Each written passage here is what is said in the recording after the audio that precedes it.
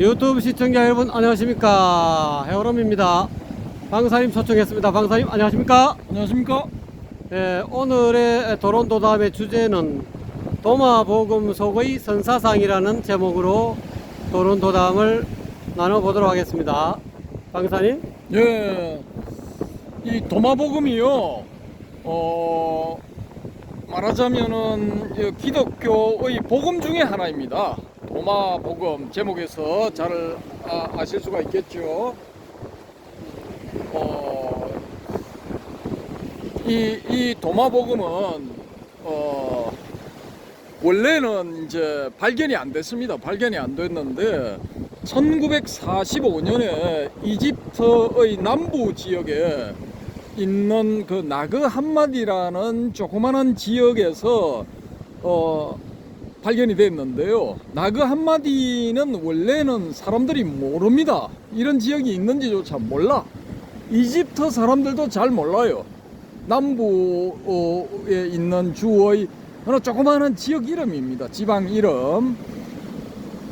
그런데 여기서 이제 비료를 구하러 갔던 일단의 소년들이 뭐에 씌었는지 어느 그 큰 바위 밑에 거기 그 흙을 파기 시작한 겁니다. 그 이집트 남부 지역은 뭐 그렇답니다. 나일 강변도 뭐 그렇지만은 땅 파면은 질 좋은 비료가 나온답니다. 그 웬만한 데 가서 파면은. 그래서 이 소년들도 이제 가서 거기를 이제 팠답니다. 저기 뭐 양질의 비료가 나올 것 같다라고 보고 그렇게 이제 파기 시작했는데 파다가 보니까 항아리가 나온 겁니다. 항아리가 나오니까 이 소년들은 이제 여기에 이제 뭔가 귀중한 것이 있는 모양이다. 금덩어리 같은 게 있는갑다 하고 이제 항아리를 깨버린 겁니다. 항아리를 깨니까 뭔가가 나오기는 나왔는데 뭐가 나왔느냐? 검은 보화가 아니라 두루마리가 나온 겁니다. 두루마리. 아주 뭐 오래된 것처럼 보이는 두루마리. 그러니까 그걸 깨고 해버리니까 갑자기 그냥 이 두루마리의 일부가 뭐 재가 돼버리고 뭐 그렇게 돼버린 겁니다. 그래서 이 소년들 중에 이제 제일 연장자가 뭐 18인가 뭐 19인가 뭐 그렇게 됐는데 그 연장자가 이제 그 두루마리를 가지고 자기 집으로 갖고 갔답니다. 갖고 가서 이제 우리 같으면은 이 일제 시대나 아니면은 이제 해방되고 나서 그런 게 이제 발견이 됐다 하면은 바로 엿바꿔 먹어버리죠. 엿바꿔 먹든지 아니면은 이제 불쏘시개로 쓰든지 뭐 그렇게 하죠. 근데 이집트도 거의 비슷해요. 이집트도 비슷해서 아들들이 그걸 들고 오니까 그 형하고 동생하고 이제 둘이가 갔는데 그 형이 그 무리들 중에 나이가 제일 많았던 것 같습니다. 그래서 이제 그런 걸 들고 오니까 엄마가 부지깽이 들고 좀 몇 대 때리고 비료를 가지고 오라 했지 누가 이거 가지고 오라 했냐 뭐 요걸 한 바가지 한 다음에 구석에 처박아 놓다가 일부는 불쏘시개 했답니다. 불쏘시개 아궁이에 집어넣어 버렸답니다. 그런데 이제 그 중에 또 일부를 뭐 그 근처에 뭐 엿인가 뭐 엿 비슷한 건가 그걸 파는 행상이 왔는데 그 행상한테 이제 아들 중에 한 명이 그걸 가져다 주고 뭘 또 이제 조금 받아왔는 것 같습니다. 근데 그 행상은 또 그걸 가지고 골동품 상들한테 이제 좀 더 받고 넘겼어요. 넘기고 난 다음에 그 골동품 상이 이제 그걸 가지고 있다가 아무리 봐도 이게 뭔가 좀 돈이 될 것 같으니까 이제 학자들 뭐 이런 사람들 그 골동품을 찾는 사람들이 있죠. 거기에 접촉을 해서 이제 두둑히 받고 이제 넘겨주게 된 거죠. 근데 그걸 넘겨받은 사람이 이제 학자들이 조사를 해보고 야 이거 초대박이다 초대박 이래 돼버린 겁니다. 이게 뭐냐? 이게 이제 이 소위 말하는 말로만 전해져 내려오던 어떤 복음서. 그런데 도마라는 이름이 나오니까 도마복음서이다라는 이름이 붙여가지고 세상에 쫙 알려지게 된 거죠. 그런 그게 나오기 전에 도마복음서가 나오기 전에 또 이제 몇몇의 문서가 하나인가 뭐 이렇게 하나인가 두 개인가가 발견이 됐어요. 발견이 되었고 또 이제 Q 문서라는 이름이 붙여가지고 이런 지금 우리한테 알려져 있는 4대 복음 외에 다른 복음서가 있었을 것이다 해서 그걸 Q 문서 뭐 이렇게 불렀거든요. 이제 그런 게 이제 있었을 것이다라고 추정을 하고 있었는데 이 도마복음이 턱 나오니까 발칵 뒤집혀 버린 겁니다. 완전히 이제 이쪽 분야를 연구하는 사람들은 이제 뭐 전부 뭐 깜짝 놀래가지고 이거 도마복음 문서 이거 조금이라도 얻으려고 혈안이 돼버린 거죠. 그래서 이 가치가 엄청 올라가게 되고 이집트 고 문서청인가 그 담당하는 관청이 있답니다. 거기도 뒤집혀 가지고 막 당장 이거 경로를 역추적해 가지고 문서가 남아 있는 게 있으면 전부 다 입수해와 긴급 명령이 떨어지고 막 생 난리가 났죠. 그렇게 해서 이제 처음에 그걸 발견하고 집으로 가져갔던 그 소년의 집으로 이제 사람들이 들이닥쳐서 남은 걸 싹 쓸어가 버린 겁니다. 싹 쓸어갔는데 다행히 이제 일부 아궁이에 들어가고 일부 엿바꿔 먹고 한 나머지는 고스란히 그대로 있었답니다. 그러니까 방치돼 있었던 거죠. 방치. 그게 이제 제가 알기로는 한 몇 달간 방치돼 있다고 그러는데 그나마 그렇게 된 게 다행이죠. 그렇지 않고 그냥 아궁이에 다 들어갔다면은 오늘날의 도마복음은 이제 있을 수가 없는 거죠. 그래서 이제 이 도마복음에 대한 연구가 본격적으로 시작이 되었는데 이 도마는 누구냐? 예수의 12제자 중에 한 명인 도마입니다. 도마. 요즘 유행하는 이름 중에 토마스, 서양의 토마스라는 이름이 이제 이 도마에서 왔거든요. 이 도마복음이 이제 딱 나옴으로 인해서 소위 말하는 정경이 아닌 외경의 시대가 열려버린 겁니다. 외경의 시대가 쫙 열려버렸는데 이 도마복음이 사람들한테 성경학자들 혹은 기독교인들한테 충격을 준 게 뭐냐? 이 도마복음의 특징은 말로 되어 있는 겁니다. 말. 고상한 표현으로 예수님의 말씀으로만 이루어진 겁니다. 말씀, 어록복음인 겁니다. 보통 4대 복음은 예수님의 행적 중심으로 해서 이제 말씀이 조금씩 섞여 있죠. 일종의 전기, 바이오그래피 전기가 되어버린 겁니다. 그런데 이건 순수하게 이제 이 말 그대로 가스펠이 되어버린 거예요. 리얼 가스펠, 순수 복음. 말씀으로만 이루어져 있어요. 말씀으로만 이루어져 있는 복음이 딱 이렇게 이제 세상에 등장을 하니까 일단은 학자들은 이제 생 난리가 났고 그 다음에 두 번째 난리가 난 건 어디냐? 기독교계가 뒤집어진 겁니다. 왜냐? 이 도마복음에 실려 있는 예수님의 말씀이 자기들이 지금까지 가르쳐온 것들하고는 완전히 다른 거예요. 완전 배치되는 거야. 정반대를 가르치고 있어요. 이 도마복음에 있는 예수님의 말씀은 뭐냐? 지금 기독교인들이 이야기하는 것처럼 하나님을 경배하라, 하나님의 아들인 주 예수 그리스도를 경배하라, 이거하고는 전혀 안 맞는 거야. 그런 말은 거의 없어요. 거의 없고 주로 하는 주장이 뭐냐? 나의 제자들아, 혹은 이 글을 보는 사람들아, 네 안에 들어있는 신성, 네 안에 들어있는 불성, 네 안에 들어있는 그것, 네 안에 들어있는 아버지를 찾아라, 뭐 그런 거야 전부 다. 예? 그러니까 개개인 안에 다 신성도 있고 뭐 불성이라는 소리는 안 하지만은 개개인 안에 들어있는 그것을 찾아라 이렇게 나옵니다. 그것을 개개인 안에 들어있는 그걸 찾아라. 이 인간들아, 니들이 할 일은 그걸 찾아야 되는 거지. 뭐 어디 가가지고 복을 주세요, 하나님 아버지 돈 주세요, 밥 주세요, 뭐 권력 주세요, 감춰 주세요 이런 거 하고는 전혀 상관이 없어요.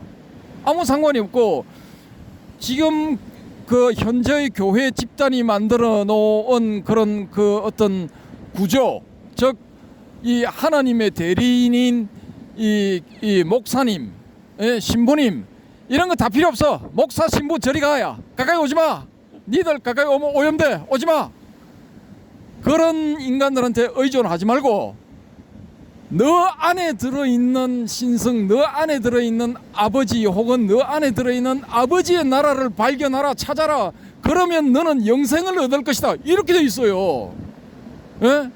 주 하나님 아버지 앞에 엎어지고 미샤메다 하면 영생 얻어지는 게 영생이 아니야. 여기서는 도마복음에서는 그게 영생이 아닙니다. 그러니까 이 뒤집어질 수밖에 없는 거고 이 기존의 교단의 목사님 신부님들은 악마의 복음이다. 저건 복음이 아니다. 악마의 소리다 하고 이제 배척을 하고 총공격을 하게 돼버린 겁니다. 그러니까 지금 현재 목사님 신부님들이 이렇게 이제 분기탱천해서 나선 것처럼 이 도마복음이 처음 등장했을 때도 마찬가지 똑같은 반응이 나왔어요. 지금 이 학자들의 이 연구에 의하면은 똑같은 분석이 나왔습니다. 그래서 이제 그런 이런 그 도마복음의 내용을 안 이런 그 주요한 지도자, 교회 지도자들이 저건 악마의 문서니까 저런 비슷한 종류의 문서를 모두 모아서 폐기 처분하자. 각자 각 교구에서 가지고 있는 그 교구 내의 이런 불온 문서들은 전부 모아서 불질러라. 이게 명령으로 내려왔어요. 3세기경 지금부터 한 1700년 1800년경에 그런 명령이 전국 교구에 하달이 돼버린 겁니다. 그래서 이제 각 교구마다 쌩 난리가 나고 이런 문서들을 모아서 이제 불태우기 시작했죠. 불태우기 시작했는데 이 이집트에 있는 그 어느 이 수도사 혹은 뭐 이 이제 주교가 될 수도 있고 뭐 이렇게 일반 수사가 하고 주교 사이의 중간급 지도자가 될 수도 있고 그런 그 어떤 위치에 있는 사람들이 야 이거 태울 게 아니라 다 모아서 항아리에 넣어 가지고 우리가 땅 속에 숨겨두고 세월이 지난 다음에 우리의 이 관점이 옳은 시대가 오면은 이 우리가 모아서 묻어둔 이 문서들이 이 널리 퍼져나가고 사람들한테 인정을 받게 될 것이다. 이렇게 예측을 하고 묻었던 겁니다. 어디에? 나그 한마디 바위 이 밑에, 언덕에 나그 한마디 교회 언덕에 바위 밑에 묻어버린 거예요. 그걸 이제 비료 찾으러 갔던 애새끼들이 그걸 찾아낸 거야. 이 애들이 야 저 항아리 안에 검은 보화가 있을 것이다 라고 추정하고 깨뜨리질 않았으면은 이게 사람들한테 안 알려졌을 수도 있어요. 야 저걸 우리가 건드렸다가 저 항아리에서 나온 귀신한테 우리가 홀려서 죽을 수도 있으니까 그냥 도로 묻자 이렇게 해버렸으면은 도로 묻고 비밀로 하자 해버렸으면은 이건 세상에 안 나타났어요. 안 나타났는데 검은 보화가 들었을 거다 하고 이제 깨버린 거야. 그렇게 해서 이제 나타나게 됐죠. 근데 제가 이걸 10여 년 전에 이걸 번역되고 한 걸 이제 딱 입수를 했거든요. 입수를 하고 저는 이제 요런 게 들어오면은 어떻게 하느냐. 원문을 찾아봐. 원문도 다 찾아놨어. 다 찾아놨는데 일단 번역된 걸 보여드릴게요. 번역된 걸 보여드리는데 자 요렇습니다. 요게 10여 년 전에 했기 때문에 오래됐어. 요 위에 도마복음이라고 있죠. 도마복음 The Gospel of Thomas 이렇게 돼 있죠. 요 도마복음 요걸 이제 이 중심으로 해서 앞으로 이제 도마복음 속에 들어있는 선사상 요걸 한번 발굴을 해 보겠습니다. 발굴을 하면은 기독교와 이 불교의 접점 이런 걸 이제 한번 찾아볼 수도 있고요. 또 제가 이제 대성불교로 들어가면서 이 도론도돔 코너에서 말씀드렸던 야 이게 대성불교는 소승불교 혹은 부파불교하고는 완전히 관점이 다르다. 이 다른 관점을 처음으로 이 가르치기 시작한, 처음으로 주장하기 시작한 사람이 지저스 크라이스트가 아닌가. 즉 우리가 예수라고 부르는 그 인물이 이 목숨의 위협을 피해서 인도로 와서 여기서 이제 본격적으로 가르치기 시작한 것이지 않느냐라는 주장을 했었죠. 근데 그 주장의 근거가 어디서 나왔느냐? 바로 이 도마복음을 보고 제가 그런 생각을 하게 된 겁니다. 도마복음. 야, 이 도마복음 속에 들어있는 그 핵심 사상이 지금 우리가 알고 있는 선사상하고 너무나 유사해요. 너무나 유사해. 그래서 이 도마복음 속에 들어있는 예수는 뭐라고 주장하냐? 네 안에 들어있는 진성을 찾아라. 네 안에 들어있는 아버지를 찾아라. 네 안에 들어있는 아버지의 나라를 찾아라. 선불교에서 하는 말 뭐냐? 야, 극락은 정토는 네 마음속에 있다, 이 말 하죠. 대성불교, 선불교에서 그거 합니다. 대성불교에서도 하고, 또 네 안에 들어있는 불성을 찾아라, 이거 합니다. 견성성불을 어떻게 하냐? 바깥에서 하지 말고 네 안에서 일단 하라고 주장을 해요. 네 안에서 한 다음에 그 다음에 밖을 보면은 밖도 이게 다 부처인 것이 보일 것이다, 이런 식의 주장을 한다고요. 그러면은 이게 양자의 이 주장 방식이나 지향점이 똑같은 거예요. 양쪽 다 밖이 아니라 일단은 안에서 찾아라라고 가르치고 있습니다. 그러면 이거 똑같은 소리 하는 거는 마찬가지거든요, 이게. 근데 이 도마복음이 학자들에 따라서 조금 다른데, 어떤 사람들은 뭐 2세기 중반에 등장한 것이다 라고 하기도 하지만은 또 어떤 사람은 1세기 중반 혹은 1세기 초반까지도 올라갈 수 있다, 이런 식의 주장을 한다고요. 그럼 1세기 중반 혹은 초반이다 할 것 같으면 이게 이 지저스 크라이스트, 즉 예수가 살았던 때하고 겹친다고요, 이게.